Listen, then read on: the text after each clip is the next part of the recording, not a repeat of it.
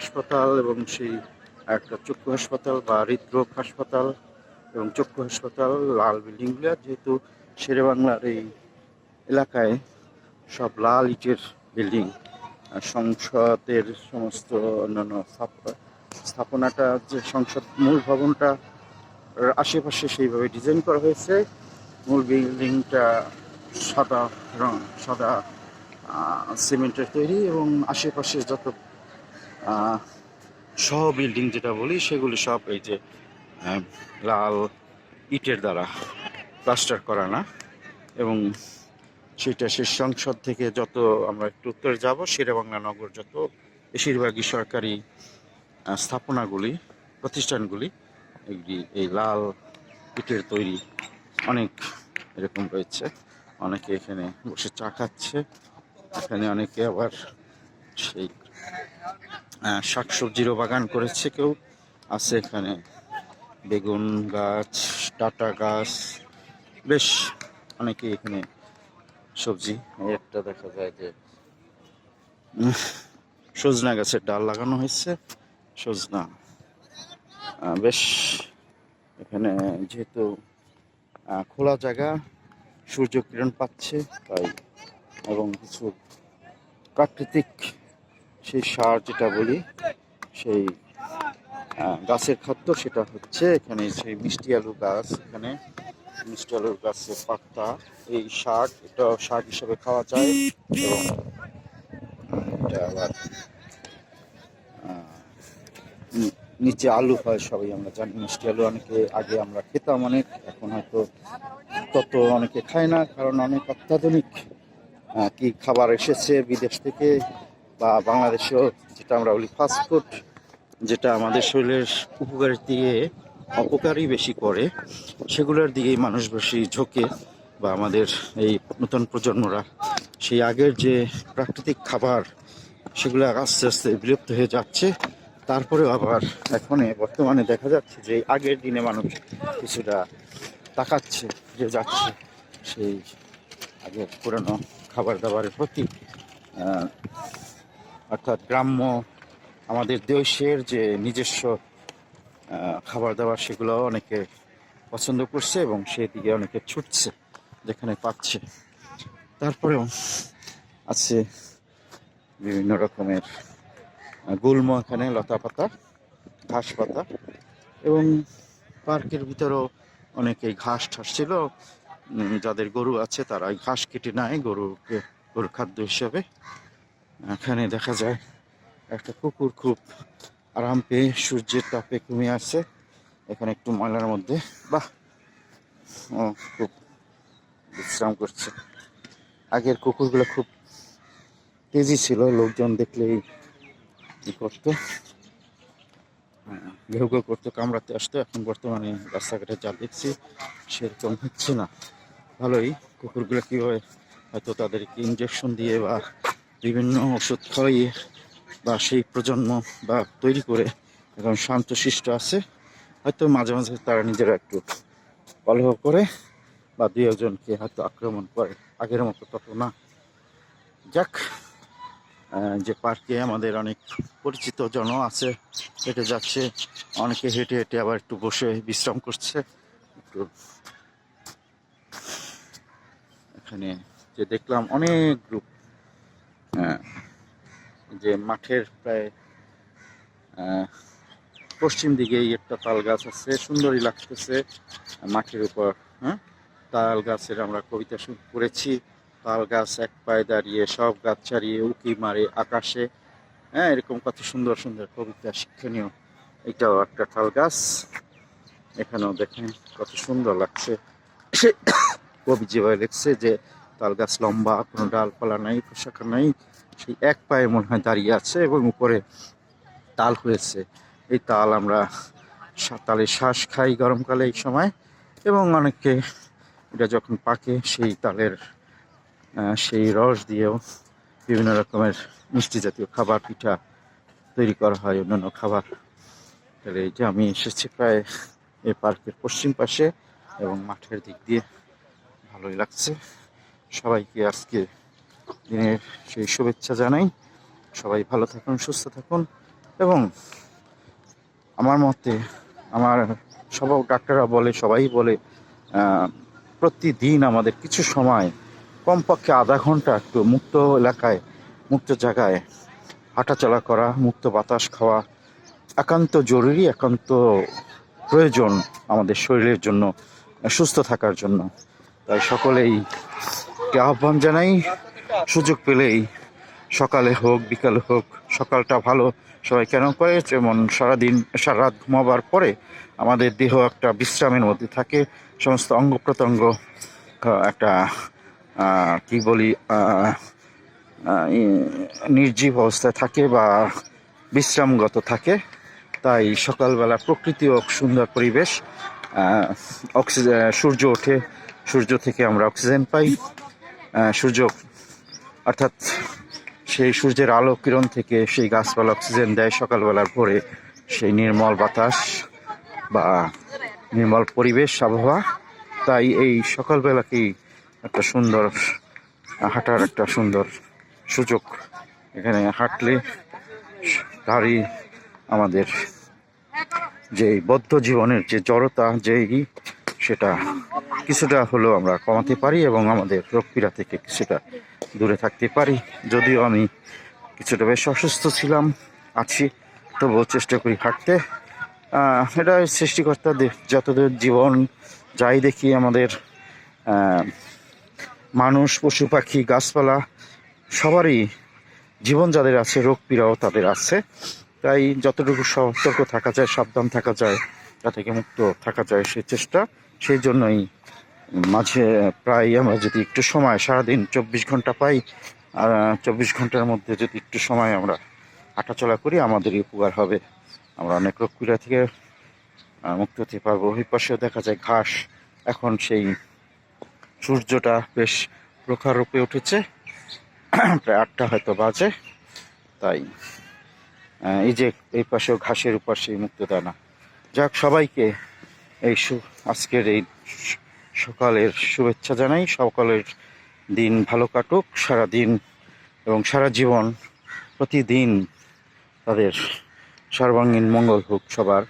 এবং আমরা সবাই সেই হিংসা দেশ বা আমাদের স্বার্থপরতা, আমাদের আমিত্ব, আমাদের মধ্যে যে ষড়রিপু বলি আমরা, সেই রিপুগুলো, খারাপ অভ্যাসগুলো পরিত্যাগ করে যেটা ভালো, মঙ্গলময়, অন্যের মঙ্গলের জন্য, নিজের মঙ্গলের জন্য, প্রকৃতির মঙ্গলের জন্য, গাছপালা, পশু পাখি, মানুষ সকলের মঙ্গলের জন্য কাজ করে ভালো হয়, সেটি আমাদের করা উচিত। তাই আসুন আমরা সেই মন নিয়ে, সেই চিন্তা চেতনা নিয়ে আমরা সবার একে অপরকে সাহায্য করি, কেউ যেন কারো ক্ষতি না করি। আমার জীবনে অনেক এরকম ক্ষতি করতে করছে এখনো, কিন্তু দেখছি যারাই ক্ষতি করতে করতে চেষ্টা করছে, তারাই বিপদে পড়ছে। আর এটা বাস্তব। আমরা সবাই বিশ্বাসী বা সৃষ্টিকর্তাকে বিশ্বাস করি। আমাদের বাংলাদেশ বা এই সাবকন্টিনেন্টালে বেশিরভাগ মানুষ, উপমহাদেশে বা পৃথিবীর অনেক মানুষ, ম্যাক্সিমাম মানুষই সৃষ্টিকর্তাকে বিশ্বাস করে। তাই সৃষ্টিকর্তার যে অনুশাসন, বিভিন্ন সময় বিভিন্ন নবী এসেছে সতর্ক করে দিতে, বোঝাতে, বিভিন্ন শিক্ষা দীক্ষা আমরা পাই, বিভিন্ন ধর্মের সেই গুরুরা এসেছে আমাদের সতর্ক করতে, শিক্ষা দিতে। সেই অনুসারে যদি আমরা চলি এবং বিভিন্ন থেকে আমরা পাই যে আমাদের সেই জীবন আচরণ থেকে আমরা অনেক শিক্ষা নিতে পারি, কিন্তু অনেকে আমরা নেই না। যে আমরা যদি অন্যের বিপদে ফেলাবার জন্য, তাকে বিপদগ্রস্ত করার জন্য, তাকে কষ্ট দেওয়ার জন্য চেষ্টা করি, অটোমেটিক সেই কষ্টটা আমাদেরই একসময় ফিরে আসে অনেক বড় রূপে। সেটা অনেকে আমরা বুঝতে চাই না, যেটা সকলের সেই সচেতনতা থাকা দরকার যে অন্যের জন্য গর্ত করলে, অর্থাৎ অন্যের বিপদের জন্য বিভিন্ন উপায় করলে সেই গর্তে আমারই পড়তে হয় একদিন। অন্যের অমঙ্গল করলে আমারই সেই অমঙ্গলটা একদিন আসবে। কারণ আমরা এই যে হাত তুলি, একজনের একটা হাত যদি অন্যের কাছে আঙ্গুল তুলিয়ে বলি কথা বা তাকে দেখাই, একটা আঙ্গুল তার দিকে তাক করি, আর বাকি 4টা বা বেশিরভাগ 3টা বা 4টা আঙ্গুলই কিন্তু আমার নিজের দিকেই তাক করা থাকে। এটা বুঝতে হবে যে তাকে যদি আমরা অপমান করি, তাকে যদি আমরা কষ্ট দেই, তাকে যদি আমরা বিপদগ্রস্ত করি, তার 4 গুণ বেশি কিন্তু আমার দিকে আসবে। সেই চিন্তা চেতনা যেন আমাদের সবার মধ্যে থাকে, বিবেক বোধ অনুসারে যেন আমরা কাজ করি। যারা অন্যের ক্ষতি করতে চায়, শুধু স্বার্থে পড়ার মতো নিজের ভোগ বিলাস, নিজের প্রমোশন, নিজের উন্নতি হবে অন্যকে দাবিয়ে রেখে, অন্যের উপর ঘাড়ে পা দিয়ে, তাহলে কিন্তু সেটা সফল হয় না। কিছুদিন হয়তো থাকতে পারে, আমরা এটা আমাদের বাস্তব জীবনে অনেক দেখতে পাই, দেখিও, কিন্তু আমরা মনে রাখি না বা শিক্ষা নেই না। এটি আমাদের বড় সমস্যা। হয়তো আমি বলি, আমি হয়তো মাঝে মাঝে করি, তারপরেও সচেতনতা বড়, যার জন্য একটু সত্য কথা বলি দেখে অনেকেই আমাকে বলে আমি তর্ক করি, কিন্তু আমি অন্যায় জ্ঞান জানা মতে করি না, করতে, কারণ এটা আমার বাবা মা সেই শিক্ষা দেয়নি তাদের, তারা নিরক্ষর ছিল, তারা সেই অন্যায় করেনি হয়তো। হয়তো মানুষ মাত্রই পাপ কাজ করে থাকে বা অন্যায় করে থাকে, তবুও চেষ্টা থাকে মানুষের ভালো পথে থাকার, সেই ভালো পথে থাকারই চেষ্টা করেছে তারা নিরক্ষর হয়ে। এবং আমরাও সেই শিক্ষা পেয়েছি যে অন্যায় করব না, অন্যায় সহ্য করব না। কারণ অন্যায় যে করে এবং অন্যায় যে সহে তব ধয় তৃণ ধয় তৃণ সহদরে, এই সুন্দর একটা কবিতা আমরা জানি, এটার অর্থ জানি যে যে অন্যায় করবে আর অন্যায় যে সহ্য করবে সে সমান দোষী হবে তার। এবং ওই সেই তৃণলতা যেটা আগাছা, যেটা অপ্রয়োজনীয়, সেরকম যেভাবে পুড়িয়ে শেষ করে দেওয়া হয়, আমরাও যারা এরকম অন্যায়কে প্রশ্রয় দেই, অন্যায় নিজেরা করি এবং অন্যায়কে প্রশ্রয় দেই, সায় দেই, অন্যায়ের সঙ্গে যুক্ত থাকি বা অন্যায়কে মেনে নেই, তারাও কিন্তু সমভাবে আমাদের পতন হবে। সেটা আমরা দেখছি অহরহ আমাদের অফিস আদালতে, আমাদের আশেপাশে, সব জায়গায়, কিন্তু এটা আমরা শিক্ষা নিই না। যাক, এখন সুন্দর লাগতেছে পশ্চিম দিক দিয়ে পূর্ব দিকের ভিউটা, অনেক লোক আছে এখানে খেলাধুলা করছে। একজনে আসছে মাঠা নিয়ে, হয়তো ঘোল নিয়ে, সে হয়তো এখানে অনেকে খাওয়া দাওয়া করে, সকালে নাস্তা করে, যেতে খেলাধুলা করে। এই বয়সে ক্ষুধা বেশি, খাওয়ার চাহিদা বেশি। মধ্যবয়সীরা, কিশোর কিশোরীরা বা যুবক যুবতী এবং ছাত্ররা তাই বিভিন্ন রকমের খাবার নিয়ে আসে। এখানে এক সময় খুব জঙ্গল ছিল, মানে বেশি দিনের কথা না, 1 বছর আগের কথা বা 6 মাস আগেও খুব জঙ্গল এদিকে ছিল এবং অনেক অসামাজিক কাজও হতো রাতে দিনে, অনেকেই আমার খারাপ কাজ যেটা বলি। কিন্তু এখন এগুলো পরিষ্কার করা হয়েছে, কেটে মোটামুটি, তারপর ওই ঘাস বড় হয়েছে, এতগুলো যারা গরুর খাদ্য হিসেবে ঘাস সংগ্রহ করে তারা নিয়ে যাবে। এখানে যে দেখি অনেক সেই ডাব খাইছে, অনেকে বিক্রি করে করছে এবং সেই ডাবের খোসাগুলো রয়েছে। এই যে ডাবের খোসা, এই যে দেখলাম এই আঁশ দিয়েও কিন্তু অনেক কিছু তৈরি করা হয়েছে। আমরা দড়ি বানাই, যেটাকে বলে কাতরা, ম্যাট বানানো হয়, বা পাপোশ যেটা বলি, সেইটা কিন্তু এটা দিয়েও তৈরি করা হয়। এই আঁশ একটু এগুলা ভিজিয়ে পানিতে রেখে একটু পচা পচা হয়, তারপর এগুলা বাইরে বাইরে বাইরে বা আঁশ তৈরি করে ওগুলো দিয়ে তৈরি করা, দড়ি তৈরি করা, সুতলির মতো বা একটু মোটা বিভিন্ন আকারের। তারপর ওইটা দিয়ে আমরা পাপোশ, আবার দড়ির কাজ হয়। এটা আগে আগে আমরা দেখেছি ঘর বাঁধা হতো, গোলের ঘর, গোল পাতা বা সনের ঘর, সেই এই কাতরা দিয়া সেই চাল, ঘরের চাল, বেড়া ঠেড়া এগুলা বাঁধা হতো। এই দেখো একটা, এটা বন্ধ করে দিচ্ছে এখানে দিয়ে, তাই যাক, আমি আসছিলাম এখান দিয়ে যাবো, এটা তো বন্ধ হয়ে গেছে। যাবো, আগে এটা খোলা থাকতো, সকালবেলা মানুষ যাওয়া আসা করতে পারতো, তো এখন সেই সুযোগটা নাই। তাই মেয়ে আবার উপর দিয়ে যাওয়ার চেষ্টা করছে, তার কি সাহস, হয়তো পড়ে গেলে ব্যথা পাবে, তারপরও করে উঠতেছে, এখানে থাকে। যাক, সকালবেলা অনেক সময় নিয়ে ভিডিওটা করলাম, যেহেতু আমি আসছি হাঁটতে এবং সবাইকে ঠিক সহযাত্রী হিসেবে রাখতে। অনেক কথা বললাম, অনেক কিছু করলাম। সবাই আমার জন্য প্রার্থনা করুন, আমিও সবার জন্য প্রার্থনায় স্মরণ রাখবো। সবাই ভালো থাকুন, সুস্থ থাকুন। এখানেই শেষ করছি। শুভ সকাল। আজকের দিনটা সবার জন্য শুভ হোক, আজকে না সারা দিনটা, এবং সকলের মঙ্গল হোক, এবং সকলেই আমরা একে অন্যের মঙ্গল চাই, একে অন্যের মঙ্গল করি, একে অন্যের সেবা করি। এটাই ধর্ম আমাদের, যে আমরা শুধু মানুষ না, পশু পাখি, গাছপালা, প্রকৃতি, এবং শুধু আমাদের পরিবারের না, আমার না, সবার একত্রিতভাবে, মিলিতভাবে সবাই অংশগ্রহণের মাধ্যমে যেন একে অপরের পাশে দাঁড়াই, বিপদ আপদে সবার মঙ্গল করি। আমি যদি অন্যের মঙ্গল করি, আমি অন্যের কাছ থেকে মঙ্গল পাবো, আমারও মঙ্গল হবে। এই চিন্তাটা অনেকের থাকে না, মনে করে যে আমি ভালো থাকি, আমার অন্যের বিপদে আগাইয়া আসা দরকার কি, আমি কষ্ট করে সম্পদ করেছি, আমি এটা ভোগ করবো। কিন্তু না, সেই ভোগে কোনো সুখ নাই, আনন্দ নাই। কিন্তু এটা যদি অন্যের সঙ্গে শেয়ার করি, যারা অভাবী দুঃখী আছে, তাহলে সেখানে কিন্তু আরও বেশি আমরা আনন্দ পাই। কথায় আছে, ভোগে সুখ নাই, ত্যাগেই সুখ। অনেক কথা এরকম আছে, প্রবাদ আছে, বা বিভিন্ন ধর্মীয় এরকম সুন্দর সুন্দর বাণী রয়েছে। তাই সেই অনুসারে যেন আমরা চলি, যেন একা নিজে ভালো থাকবো, একা নিজে সুখী হব তাই নয়, সকল প্রাণী সুখী হোক। এইটাই অনেক ধর্মে বলে, সকল ধর্মেই বলে যে অন্যকে, তুমি একা এই পৃথিবীতে আসনি, সৃষ্টিকর্তা, হ্যাঁ, জন্মের সময় আমরা আসছি, এবং আমাদের বড় হওয়ার পিছনে কিন্তু সকলের অবদান রয়েছে।